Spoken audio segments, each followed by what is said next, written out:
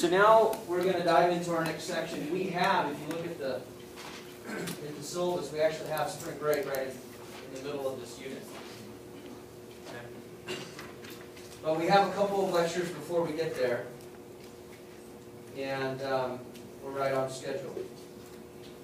Or schedule. We're going to talk today about hypersensitivity. We introduced it in the last unit, but we didn't talk about it in great detail. So we're picking up from exactly where we left off in the last unit with hypersensitivity. We're going to talk about 4 types today.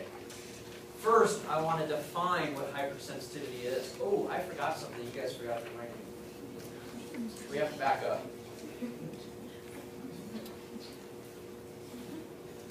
Speaking of hypersensitivity, why are frogs so happy?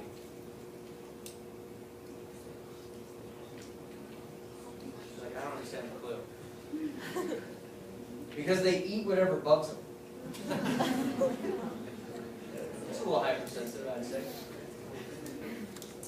What do you get when you cross a vampire with a snowman? This is timely. It's better if it was near Halloween and it snowed. Frostbite. Nicely done. Frostbite. Okay. As we were discussing hypersensitivity, what is it? Okay? It's kind of like that joke, though. It is being overly sensitive. You're hypersensitive, that means you're overly sensitive. So, this is an immune response that's supposed to happen, but in this case it happens to a more aggressive level. So you have an immune response which would be beneficial, but instead it's overdone. And you are hypersensitive to that particular allergen or that particular antigen, either one. And then you have some deleterious responses, for example, like tissue damage as a result of this hypersensitivity. So the immune response is normal, and it's leveraging all the normal stuff that's supposed to be there. It's just doing it too much, hypersensitivity. Sensitization would be the first time you see that allergen or that antigen. And then the response that follows, we use the word inappropriate. I use that word a lot in my house. That's inappropriate. So it's inappropriate, meaning that if it was an appropriate response, you saw the antigen or the allergen and the body responds to it, like what we learned about in the last unit.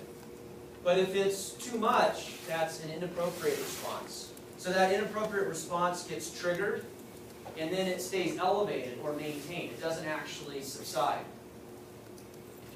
And when we start talking about examples, it'll make a little bit more sense. But the stimulus doesn't necessarily disappear.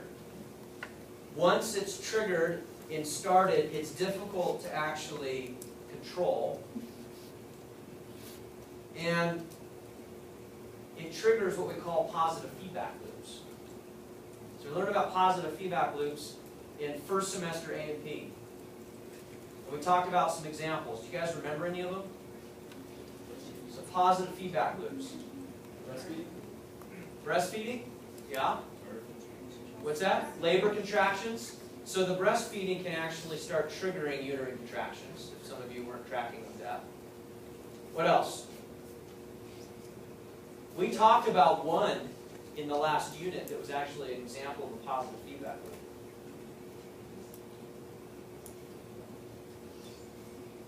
Blood clotting, coagulation cascade. Right? It's a cascade of events. That's 202 that you learn about coagulation cascade, right? So you should just do this. Say yes. What's another one? You're missing an important one. Orgasm. Orgasm, thank you. Well, someone's not afraid to say it in a biology class. Aren't you grateful it's not a negative feedback loop? That was really stinky. Okay? So positive feedback loop. This is another example. This hypersensitivity is a positive feedback loop in the system, the immune system, that we're looking at. So here is a list, a comprehensive list of the 4 hypersensitivities that we're going to talk about. 1, 2, 3, 4. Right off the bat, you can put some notes in the margin next to 1, 2, and 3, which are involving B cells. B cells are the culprit for 1, 2, and 3. So 75% of what we're going to talk about are B cell. Type 4 is the only one that's T cell mediated. Okay? So the T cell mostly that causes the problem are cytotoxic T lymphocytes, or CD8 positive T cells. CD4s are involved as well. Okay?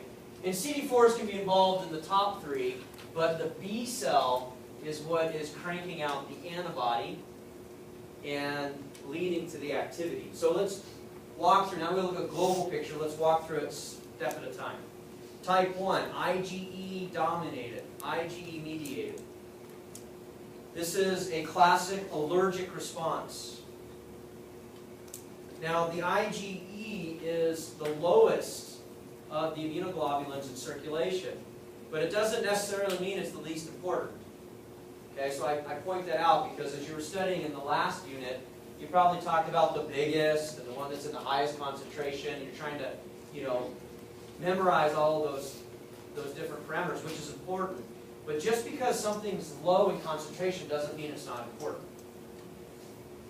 So here in the type 1, an IgE-mediated response, it is what allocates or mediates the allergic reactions and even responds to parasitic infections. These allergic reactions would be anything that present an allergen like pet dander, or olive trees, or bee pollen, or bee stings, or penicillin, or peanut butter, or shellfish. Okay? If you have any of these types of allergies, it's very likely an IgE-mediated response. In fact, probably 99% of the time it will be. So allergies, whether it's food allergies, drug allergies, or allergens that you find in the environment. How many of you have asthma? Okay. How many of you have allergy-induced asthma? Maybe you're allergic to cats. You walk into a house with a cat, and like in 5 minutes you can tell there's a cat in here somewhere because your eyes get all puffy and you start wheezing. That's all IgE mediated. Okay, that's me. I'm allergic to cats, and if I get into a house that has cats, my eyes get all puffy. I don't seem to wheeze anymore, but the puffy eyes, it looks bad. I just start drinking heavily, so I just blame it on the cat. Just kidding. So IgE, there are certain individuals in the population that we call as atopic. What does that word mean? Well, that's a word that means that they tend to produce more basal level of IgE than other patients, just naturally. And so they're more susceptible to allergies, atopic individuals. Type 2, as we move through the list. This is an antibody-mediated response that is in the circulation. So the antibody is released, and the antibody circulates and finds something that it reacts with. And we'll talk about examples. The examples that we're going to look at are membrane proteins. We're not going to spend a lot of time, as you talked about 202, with the blood typing, the antigen of the blood typing, and the Rh factor. So if you're type A or B or AB, that means if you're type A, then you actually express this A antigen. If you're type B, you express the B antigen. If you're AB, you express both. If you're type O, you don't have anything within that family. So O tends to be the universal donor because there is no antigen available for them to even see. And then AB tends to be the universal acceptor because they can receive all types of blood because they have both antigens. Make sense? And then what about the negative positive thing? You guys remember that, the rhesus factor? So these are transmembrane bound proteins that are on the surface that are recognition proteins, like the MHC class proteins that we looked at in the last unit. And we tend to make basically only 3 varieties of antigens as a species, A, B, A or B, actually just 2, or the third version would be both. But there's another complex that's called the rhesus factor, and the rhesus factor was first discovered in rhesus monkeys.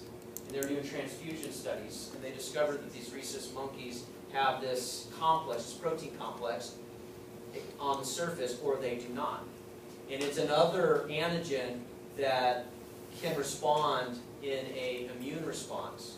So when you match blood, you have to look at the A, the AB, the AB or AB, and you have to look at positive or negative rhesus factor. Make sense? So the true universal donor is what? O negative. Okay? So if you do a blood transfusion and you don't pay attention to this, this is a type 2 hypersensitivity. You're going to form antibodies against this new antigen that you've never seen before, and then you're going to attack those blood cells that have just been delivered to that patient to try to save their life, most likely. So it's probably important to pay attention to this, right? When you're doing, blood transfusions from one patient, you're going to hang a bag and you're going to give them a couple of units of blood. Don't take it lightly, because you could cause major problems with a type 2 hypersensitivity. Okay? You produce both IgGs and IgMs as a result of a type 2 hypersensitivity response. And we'll look at examples of this here coming up. Now type 3, the last of our B cell family. Type 3. Type 3 is typically confused with type 2 because it also involves an antibody. But what happens is you make the antibody, and the antibody finds an antigen, and the antigen and the antibody complex actually circulates throughout the bloodstream. In contrast, with the type 2, the antibody alone, the little Y circulates around and finds the antigen in a location in a tissue or on a cell, and it binds there and gets stuck. Okay? But the type 3 is where you've got this antibody-antigen complex that's actually circulating around. Now it's going to get stuck in places, but it's going to get stuck in places that filter blood, most likely. Because this is sort of like a particulate now that flows through it. It's kind of big. So that's the differentiating factor between 2 and 3. Both involve antibodies. 2 is just the antibody floats around, finds a target antigen somewhere on a tissue. And type 3 is the antibody finds an antigen, and the 2 of them circulate around as a complex. Some examples are like systemic lupus, erythematosus, SLE, and some other types of autoimmune disorders that we'll look at here in the lecture. And then last but not least is our type 4. Type 4 is a T-cell mediated response. We usually call it a delayed hypersensitivity because it takes a little bit more time. And the classic ones are going to be like type 1 diabetic patients or transplanted organs. If you transplant a kidney from one patient to another, or heart transplants. And the T cells actually discover that there's a foreign antigen, as you can imagine, and they go and attack that tissue. Now, we can be clever about that in tissue transplants or organ transplants, and we can actually give immunosuppressant drugs. And we'll talk about those. And really what they are is they're blocking co-stimulation. Okay? So, those are the 4 that we're going to go through in today's lecture. So let's start with type 1. First question. Are they numbered based off of increasing severity? Not necessarily. The question is, are they numbered off of an increasing severity? Now, I'm going to show you a couple of pictures here of a type 1 hypersensitivity in a patient that died. That's pretty severe. Okay? So they're just labeled in order of B cell to T cell classification. And in some textbooks, you don't just have 4, you have a 5th category. I have a summary table at the end that kind of wraps it all together and puts it nice in a chart format. It came from a different textbook, but I actually thought it did a really nice job, and it lines up with our textbook, so I included it as a slide. But don't think that 4 is worse than 1 because it's a higher number necessarily. But it's a good question. So type 1 is an IgE-mediated response. Allergens are the trigger. There's a sensitization that takes place, meaning that the B cell is going to first see the allergen. So let's take a look at this figure on the left, or on your right, excuse me. Here's an allergen like pollen. This is an epithelial lining. So you get exposed to the pollen, and you activate this B cell. You activate that B cell by binding an antigen, or an allergen in this case, to that B cell. That B cell then goes and talks to a Th2 cell. What's a Th2 cell? Well, I alluded to this in the last unit. This is a CD4 helper T cell type of cell. So as you move on in your studies, you'll see that there are sub-classifications of helper T cells, CD4 positive T cells. And here's one of them that we're talking about, is the subclass of the Th2. So it's a T helper cell, like a CD4 positive T cell, but it's in the subclass. That's all you really need to know. It's the one that's responsible to be acting in this type 1 hypersensitivity response. Okay? So we get this activation of our T helper cell, and then we start producing IgE, and you start cranking out IgE. So if you look here, this B cell now starts manufacturing IgE and releasing them. That IgE binds to mast cells. It binds to this crystallizable region that allows for the IgE to sit down. Okay? And now this activates the mast cell. The mast cell in an activated state can do 2 things. It can upregulate the number of these crystallizable segments that it puts in its membrane to allow for more antibody to bind. And that's what happens in the second exposure, is every time you have a location, you bind 2 antibodies instead of just 1. Okay? That's the first thing that it does. The second thing that it does is it actually starts degranulating. What does that mean? It dumps all its stuff, all of its contents. As it releases its contents, you can see in the picture, they're called mediators. Right? Another word would be what? Chemicals or cytokines. Okay? These are vasoactive amines and lipid mediators. What are some lipid mediators? What's that code word for? What's that? Leukotrienes. What else? Prostaglandins. Prostacyclins. Thromboxane. Why do we call them lipid mediators? Dr. Keller, I don't know what that means. So that would be a question on the exam that you guys would ask me. What's a lipid mediator?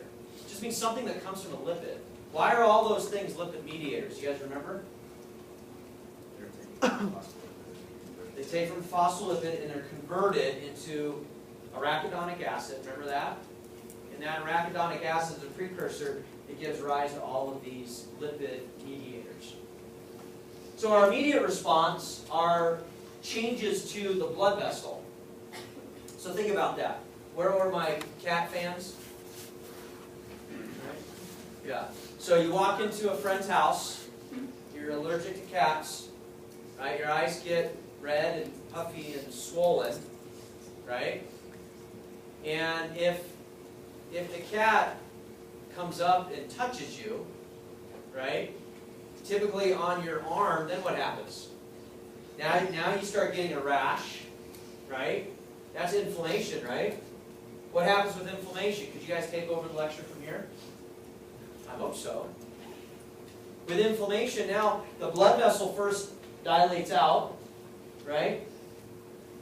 Vasoactive amines vasodilation, leaky vasculature allows more fluid to come into the interstitium. That's why it turns red, that's why it gets hot, that's why, right? That's the inflammatory response. Okay, then our cytokines that get dumped out, these are later phases, like 2 to 8 hours after exposure to the allergen. So you kind of have an early and a late phase involving inflammation. On the second exposure, I alluded to this, I kind of already told you, and that is the first thing that the mast cells do when they're activated is they start inserting additional crystallizable constructs. So the base, these little, in this slide, they're actually, in this picture, there are these little blue docking stations that are crystallizable region. That's the FC receptor. And here, in this diagram, they're yellow. Right? So that's the receptor for the crystallizable region of the antibody to bind to. So it inserts more of those, saying, if I ever see this again, I want to be more ready. So that's one of the reasons, if you think back, if you're ever allergic to bees, or maybe you have a peanut butter allergy or a shellfish allergy, maybe the first time it was kind of bad. You know, mom and dad took you to the ER, but then they told you, you're very allergic to these, and we want to make sure that you never see it again. Otherwise, it could be really bad, like it could kill you. Okay? You with me? So that's because of the second exposure now, you're going to respond more aggressively. So if we look at the details within the second exposure, we get more degranulation, and we get de novo synthesis of more of these mediators. And here's where you can actually see where these lipid mediators come from. So if you look over here, we've got our repeat exposure where we're binding the allergen to now 2 antibodies. And look, here's another one ready to go. And pretty soon there'll be another FC receptor to bind another antibody. And then the mast cell actually dumps its contents and allows for that to happen like we saw on the previous slide. Over here, we start inducing 3 different pathways. Well, the first pathway that we introduce is the degranulation, and that's what we've already talked about. The second pathway that we introduce is the production of additional lipid mediators. So you take the membrane phospholipids, like what we talked about, and you form this arachidonic acid intermediate. And from that intermediate, you can get your whole family of your vasoactive amines that are, your vasoactive lipid mediators. Your prostaglandins, your leukotrienes, even thromboxanes, which aren't listed, and prostacyclins that aren't listed. Okay? This stimulates this late phase, and look at all the list here. You get additional infiltration of leukocytes. You start causing more damage to the epithelial tissue, and dangerously, you can induce what we call a bronchospasm, where the airways actually start constricting down. And that's why in that allergic response to cats or shellfish or things, patients will start wheezing, okay, as the airways are constricting, and they have like an asthma-like attack, but it's really a type 1 hypersensitivity. Then the third pathway that is initiated is you trigger the nucleus. So you see we've got this sort of pink arrow pathway, which is degranulation. We have the red pathway, which is using phospholipids from the membrane. And then the yellow pathway is you actually trigger the nucleus to start manufacturing from scratch new cytokines to be secreted. Type 1 hypersensitivity. Yeah. So after first exposure, if you don't expose the patient for like an extended period of time, we'll see downregulation of the extra FC receptors. Yeah, if you don't have that exposure for a long period of time, but they're still going to be elevated from what they were initially. So that second experience with shellfish is still going to be worse than the first. Yep. What you want to do is you want to try to stretch it out so it's as far away as possible in time, because then it might be a little bit more like the first exposure. It's bad, but it's not. It's when you have sort of the, Where it becomes dangerous is, you know, the peanut butter allergy that, you know, happens like every week. You know, because they go to school and now they have like these peanut-free zones and stuff. You know, because there are a subset of patients in the schools that are really, really allergic to these nuts. Okay, so what happens? What's the, yeah? So a couple more questions. First of all, is it just genes that are why some people are allergic and some people aren't? Why are some hypersensitive? So why are some patients hypersensitive and others are not? So the genes that code for hypersensitivity, and we'll get into some of the genes on some of the other categories. We don't really go into it for IgE-mediated responses. I just basically tell you that there's a patient population that are considered atopic individuals, meaning they make more IgE, and now they're more sensitive to more things. And yeah, it's a hereditary, it's in the genome that codes for it. And so are varying levels of sensitivity just based on how much IgE is produced? Yes. Okay. Yep. So if you're allergic to, if you have an allergy, you could have various grades of that allergy. Does that make sense? Yeah. And you can get allergy tested too. And it's not fun. It's very painful. You know, they make these little like dot cuts on your back, and they put all these different types of commonly allergic antigens. And then when you walk out, you know, it feels like, you know, you went down a cheese grater on your back. You know, they slap you on the back and say, "Nice job." How do people develop allergies as they get older? How do they develop allergies? Well, so a lot of times the allergies that you develop as you get older is because you were never probably exposed to it at the beginning. It's very common when you move to a new area. You move to an area and there's different types of pollen and antigens in the air or the environment, and then you become sensitized to it. So you have to be sensitized to an allergen to have a response. Okay?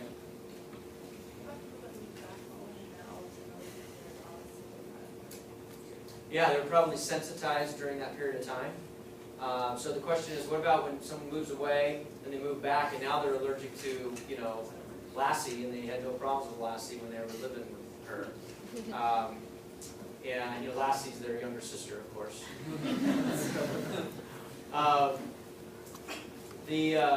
That's the same sensitization. So they were sensitized during that period of time, and then they moved away.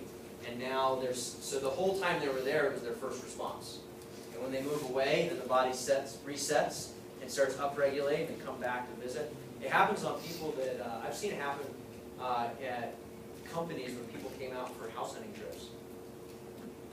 They came out, they bought a house, they went back, they came back, and now all of a sudden their allergies blow up. Now that sucks, you just bought a house. Yes? Well, so there's different types of allergy shots, but a lot of times the allergy shots themselves could have blocking antibodies, number one. So they could try to be blocking the antibodies. Some of them could be a histamine type of blocker. And so that's a great question. So why do you take an allergy pill before you go to your friend's house that has a cat?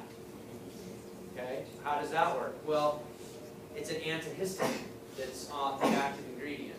It also makes you, it can make you a little drowsy, bless you, but there are newer versions of non-drowsy now antihistamine type of blockers that basically block the response of one of two things. Either histamine gets released and they come in and they bind up histamine, or number two is they prevent the release of histamine altogether. I don't know the reality, like the reliability of this, but I've heard people say like if they've had too much exposure to something, that eventually they develop like an allergen to it.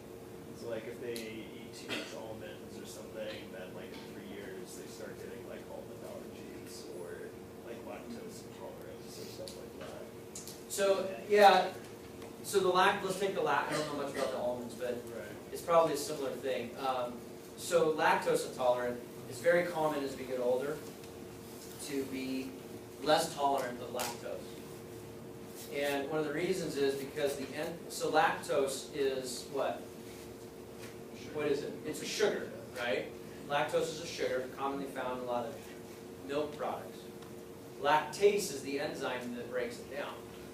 And so in a lot of other species of mammals, lactase enzyme production shuts off very early in life. And in humans, we tend to keep it around a little longer, because this is going to be a weird thing to say, but we're one of the only mammals that drink milk into adult life, number one. Number two, we're the only mammal that drinks another mammal's milk into adult life. Okay? So it is a little unusual as a mammal for us to be still drinking milk. So it's not a surprise that at some point in your life your body stops making lactase. And that's where the intolerance comes from. And depending upon the degree of lactase shutdown, you may be very, very lactose intolerant, or you might just be a little bit, or it could progress as you get older. And for some of the other food types of allergies, I wouldn't be surprised if there was an enzyme that stops being made, like what happened with lactase, to explain it. Okay? What's that? No, not necessarily, because you're not making the enzyme to break it down. So what ends up happening if you have too much of that solute in the GI tract, the water follows the solute, and that's what creates diarrhea. Okay? All right, so back to clinical manifestations. Typically diarrhea is not one, so let's move on. We've got a lot of itching, the symptoms. These are responses to vasoactive amines, itching. We get bronchospasms, we talked about. We get laryngospasms. We get edema, that's swelling. This should make sense because of what's happening from an inflammatory response. We get a runny nose, rhinitis, R-H-I-N-I-T-I-S. We get red eyes, red itchy eyes, which is conjunctivitis, C-O-N-J-U-N-C-T-V-I-T-I-S. And as a result of the inflammation, you get a lot of cellular infiltration because of the fact that you're recruiting these inflammatory mediators. So you're going to get some tissue damage that takes place. So there could be swelling, there could be redness, there could be edema, and there could be some tissue damage. So you might see the result of that effect stick around for a little while. And then you get hypersecretion of mucus. Oversecretion of mucus that takes place as a result of this. And the reason for it is due to the release of interleukin-13. That's the cytokine, IL-13, it stands for interleukin-13. Comes from the mast cells as they're dumping their contents. It's one of the things they dump. And that actually triggers extra mucus secretions. So I want to give you a very aggressive example of type 1 hypersensitivity to kind of prove the point that 1 can be just as dangerous or as severe as 4. This is an example of a normal larynx up top. Okay? And this is a patient that didn't make it. So the normal larynx is up top, and the constricted larynx is down at the bottom. And hopefully you can kind of appreciate the surrounding tissue. Whoa, sorry. What happens if you step on the remote? The surrounding tissue is very red and swollen and inflamed. There's a lot of edema. There's a lot of inflammation going on here. And that narrows the airway from what it normally should look like. And this patient actually suffocated in this particular case. So it's an anaphylaxis response. This happens with food allergies like shellfish or peanut butters. There's funny because everything's fine, but the way that we discovered that one of my nephews was allergic to nuts was at my house, and Uncle was feeding him cashews, and we're out there, sitting on the porch, and I love cashews, and he's like, "Can I have one?" "Sure." He's like, "Ooh, those are good." I was like, "Here, have more." And then soon I look over, and his ears are like this big. And he's like starting to go all goofy. And did you ever see Goonies, the movie Goonies? that guy. I was like, whoa. And I wasn't smiling, I was like panicking, okay? And so I run inside, I'm like, I think Caleb's allergic to nuts. And they're like, why? I'm like, look! Right? They're like, ah! Right? So we go to the restroom to the emergency department, but along the way we gave him Benadryl in the car. And of course, by the time we got to the emergency department, he already was kind of looking more normal. Because the Benadryl is an antihistamine. So it actually stops the swelling, blocks the response of histamine, and that's why Benadryl works so well. Also works well for long car rides for children too. I've heard. Environmental allergy, a wasp, a bee sting, venom, or drugs. Like this is a penicillin allergy, this larynx example. Okay, so this is type 1. If we move into type 2, we're going to see some very different types of layouts. With type 2, this is a tissue-specific response. Tissue-specific response. And the antibody-antigen complex that forms in a tissue. So there's an antibody-antigen complex, but the antibody floats around and then finds an antigen that's part of the tissue and binds there. Okay? So this is rather common, and we talked about it with blood transfusions, red blood cell or erythrocyte membrane proteins, and the Rh factor. And that was the first example I gave. The next examples I want to give are shown here. This is very common in a post-strep infection. So if you have a streptococcal infection, like say, for example, strep throat, then this is a lymph node. Your body is going to develop anti-streptococcal antibodies. And those antibodies, those little Y antibodies, are going to get into the vasculature, and they're going to circulate around. Because your body's saying, if I found a streptococcal infection here, it's possible it's other places. So let's circulate this around. That's the immune system's function. Okay, let's make sure that that we don't have an infection somewhere else. Well, inevitably, what happens as you make these antibodies is you get this cross-reactivity. So these antibodies sometimes aren't super specific, and so they have cross-reactivity. And so here you can see that the cross-reactive antibody that you made is actually binding to healthy normal tissue. And as it binds to healthy normal tissue, like for example in the heart, you can cause these little vegetations at the level of the leaflets and the papillary muscles. Or if it's in the myocardium, you can form what are called these myocardial Ashkoff bodies. I'll talk a little bit more about that in a second, but these Ashkoff bodies are these nodules of tissue. It's sort of a scar resulting from the stimulation of a local inflammatory response in that particular tissue bed. And then lastly, over here, they're binding to the pericardium, and they're forming a scarring of the pericardium. Okay, a fibrotic response, which is a component of inflammation, and it's sort of the end component of inflammation, and now that forms this fibrinous pericarditis. So, go ahead. How does it bind? How does it bind? What does it bind? Well, it's binding to tissue that it thinks is, well, so it's, for example, the antibody that's made is made to bind and recognize a certain antigen, like the lock and a key.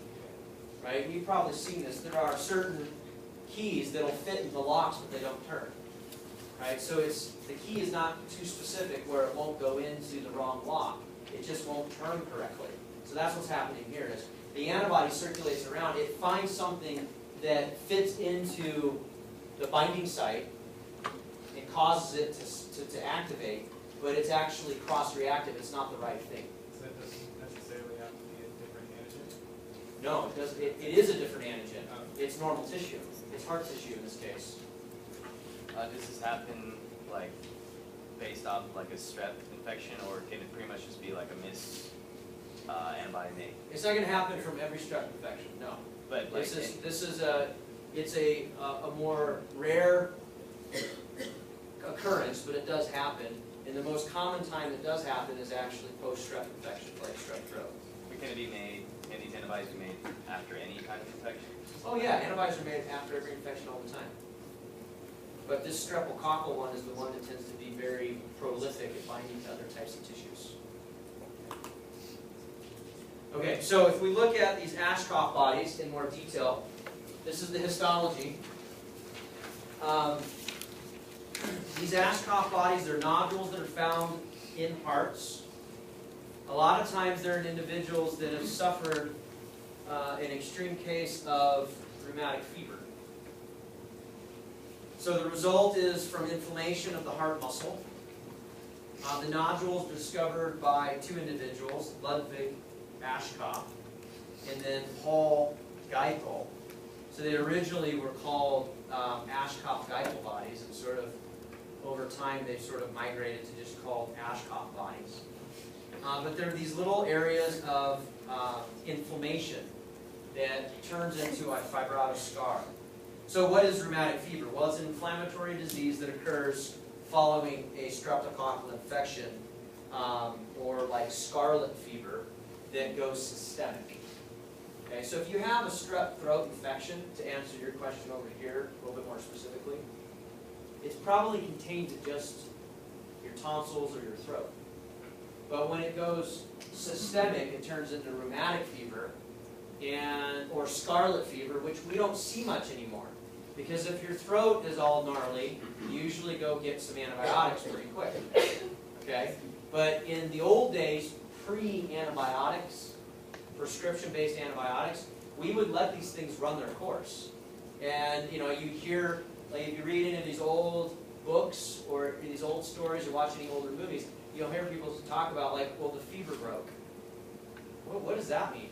Well, it wasn't uncommon for someone to get really ill and their fever to stay elevated for a couple of days. They didn't have Tylenol. Okay? So now it's like your fever broke. Yeah, I popped a couple Tylenol at breakfast. Sweet. You don't even have any idea what we enjoy from a medicinal standpoint. So you don't see these much anymore because we treat pretty actively. Okay? But in other countries, in like third world countries, you might see more of these Ashcroft bodies in these patients. Make sense? You're like, I had strep throat like last winter. I better get my heart looked at. You're probably fine. Okay? Because you probably had a course of antibiotics and it took care of it and it cleaned up the streptococcal infection and you're all good. Okay? Areas of inflammation. So what am I looking at here? This is normal cardiac muscle. Here is the Ashcroft body right here, which looks like a lesion. Now, some other possible outcomes of type 2.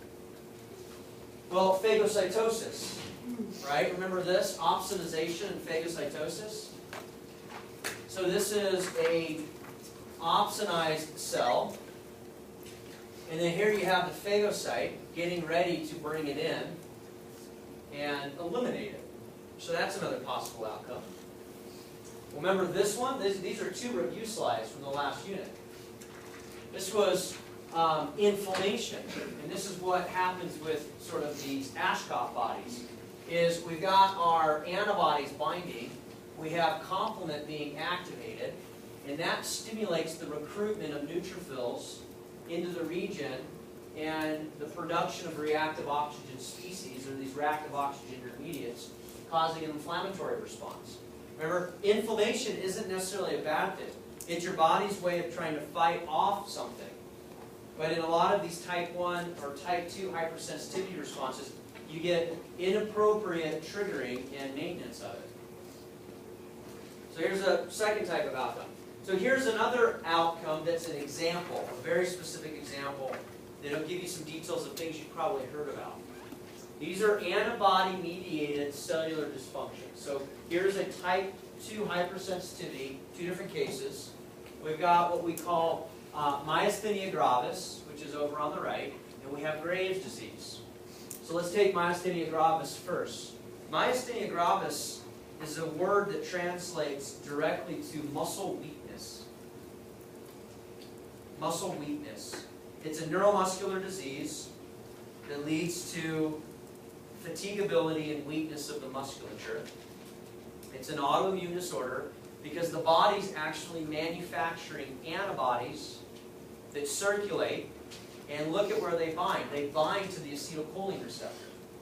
If these antibodies that are now considered autoantibodies, because you're not supposed to make antibodies that bind your acetylcholine receptor. Well, not only do they bind there, but they bind there and they block the ability for acetylcholine to find the receptor. So if you trigger an action potential, you never cross acetylcholine over the cleft to stimulate a postsynaptic potential. Make sense? So this is a type 2 hypersensitivity, an autoimmune disorder in patients, and the clinical result is muscle weakness. Okay. This one we're going to look at later in the semester when we talk about endocrine, but this is another example of an autoantibody that's made inappropriately.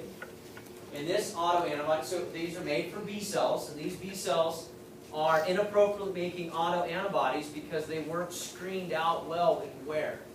Where are B cells supposed to be screened? For tolerance.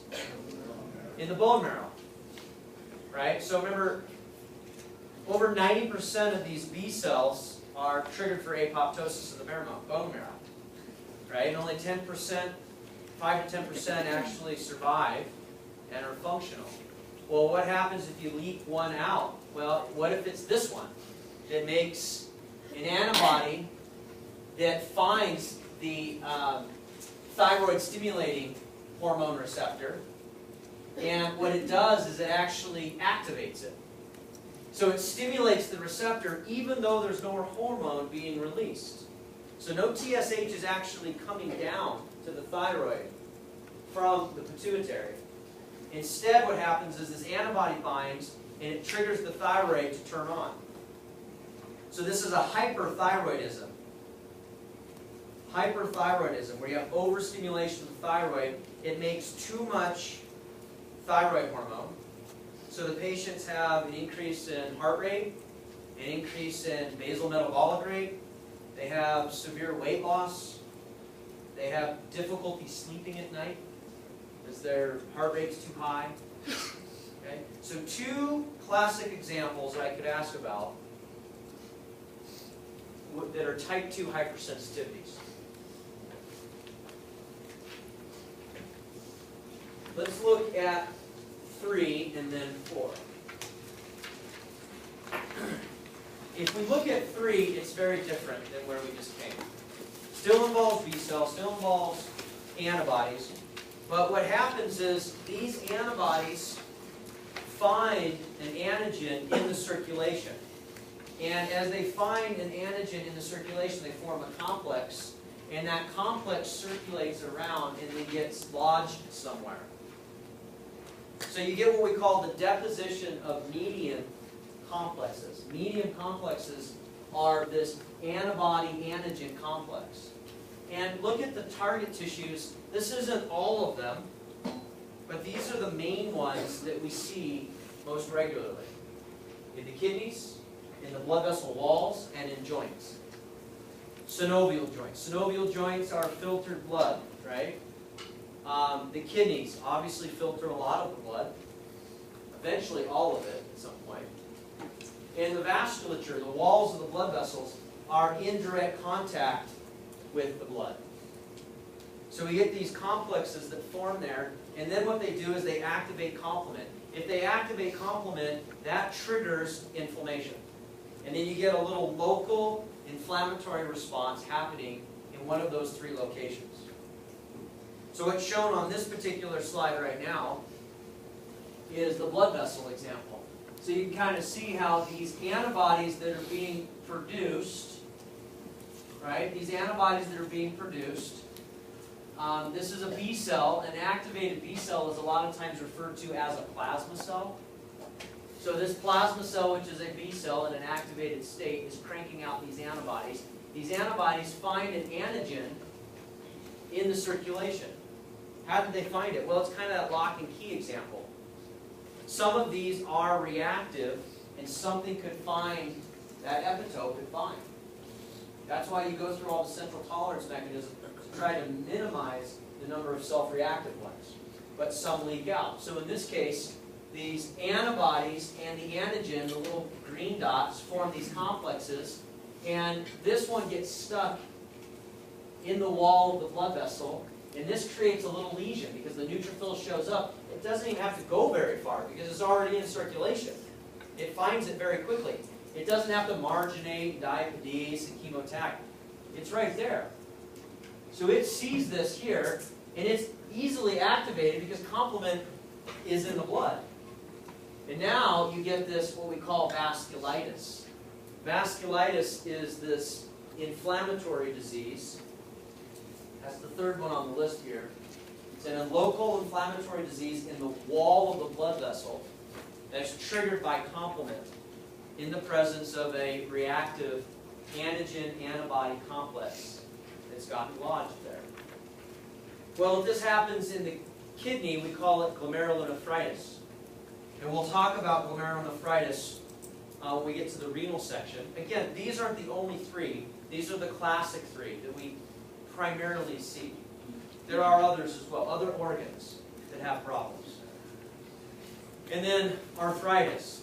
It's called reactive arthritis. It's not rheumatoid arthritis. Rheumatoid arthritis is actually a type 4. We're in type 3 right now. Okay? So, speaking of type 4, we're switching gears. Type 4 is the T-cell mediated one. Remember that? It could be CD4, CD8. And it's called cell-mediated hypersensitivity. We can either have a sort of A phase of what we call delayed type hypersensitivity, which is delayed because it involves a few more steps, focusing primarily on the CD4 positive T cell, which is this guy right here. Or we can have the T-cell mediated cytolysis, which involves the CD8 cell. So up top, the delayed one is the antigen-presenting cell shows the antigen to the helper T cell. Helper T cell becomes activated, triggers and releases cytokines that recruit inflammatory cells to the tissue and causes tissue damage. Okay?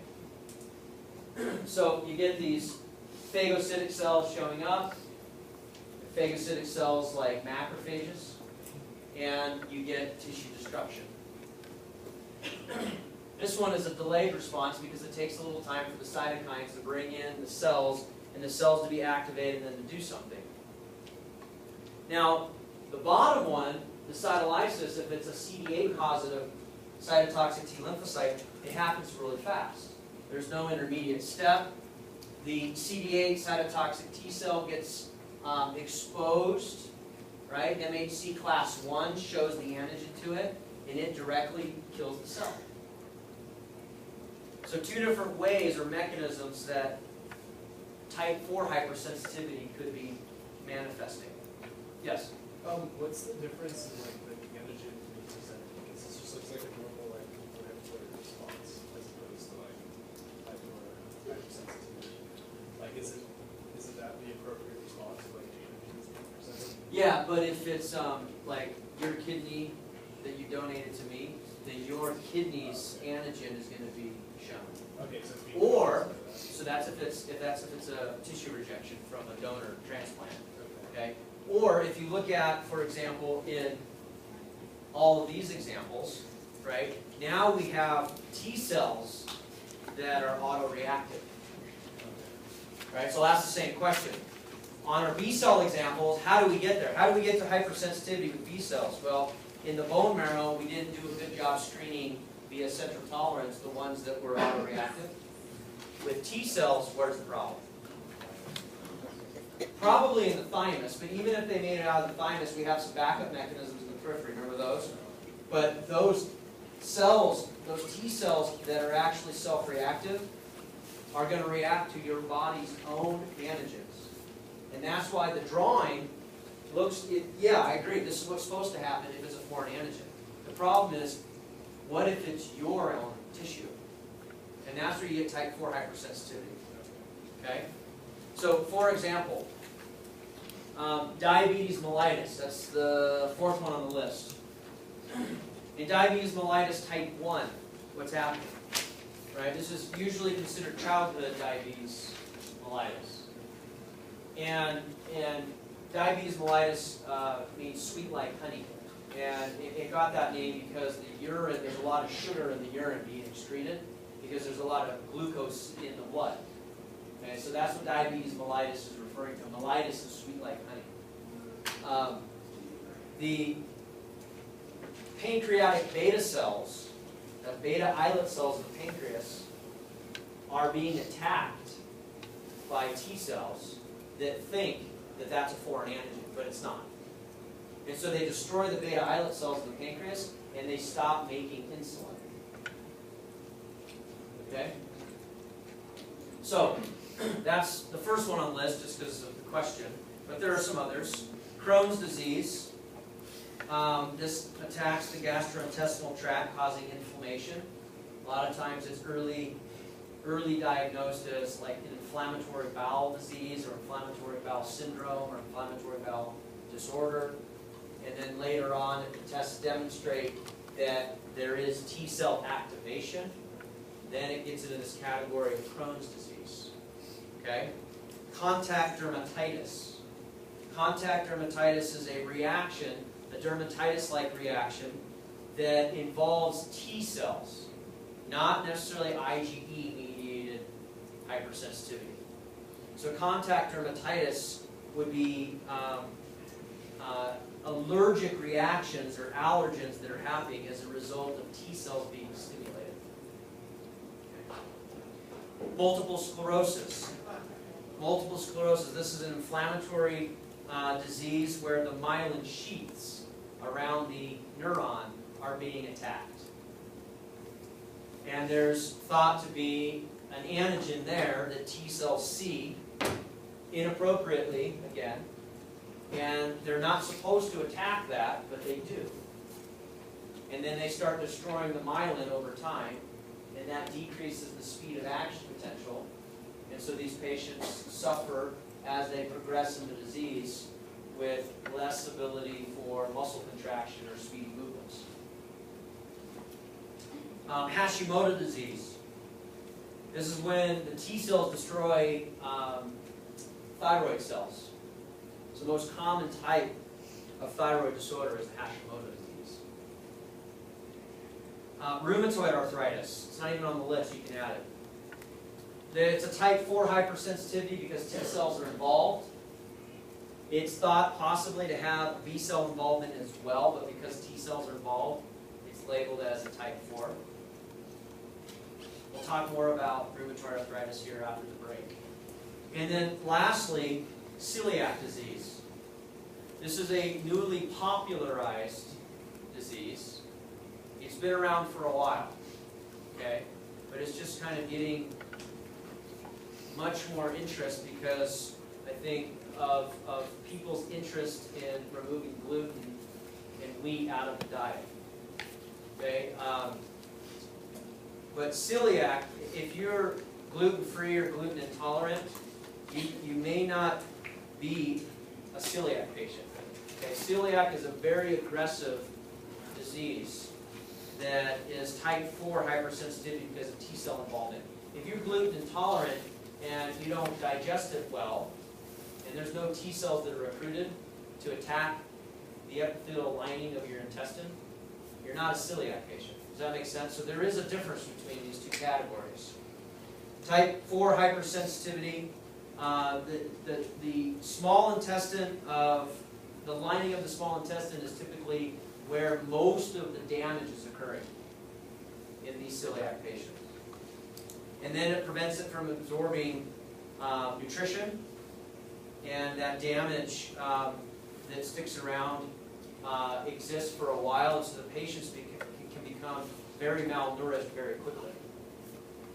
And it can manifest itself in all sorts of different ways. It's not just diarrhea or bloating, okay? It could be heart palpitations. Okay? It could be irregular EKGs. Okay? Because if they're not absorbing the correct nutrition and ionic levels are not in check or in balance, it's going to manifest itself in other ways. So we've had close family friends whose child was diagnosed with celiac, and they were living in Flag, and they actually didn't know it was celiac until they got to a specialist down the valley. But they ended up leaving town because the cardiologist said that the elevation was causing the heart palpitations for the kid. So he wore a Holter monitor, which is a device that you wear for like a 2 or 3 day period of time, and it collects your EKGs that you studied in 201, or 202, excuse me, and then it monitors what happens with your EKGs over like a 2 to 3 day period. Okay. And they moved, of course, down in elevation, nothing changed, and then they started doing some homework. Mom and Dad started doing some homework, and thought, oh, there were more parent forums of parents kind of self-diagnosing with kids, saying, I'm noticing this, I'm noticing, and he's a scientist, and he finally kind of got into a specialist's office and brought in a stack of primary literature and said, I think this is what my son has. Would you just sign right there? Not exactly, but he had kind of helped figure out what was going on, and he's doing much better as a result of it. Okay? Type 4 hypersensitivity. So when we come back after the break, we're going to dive into some of these autoimmune diseases. First up, we're going to talk about tissue rejection, which is a type 4. And this will segue into our next lecture. Okay? Primary and secondary immune deficiency disorder.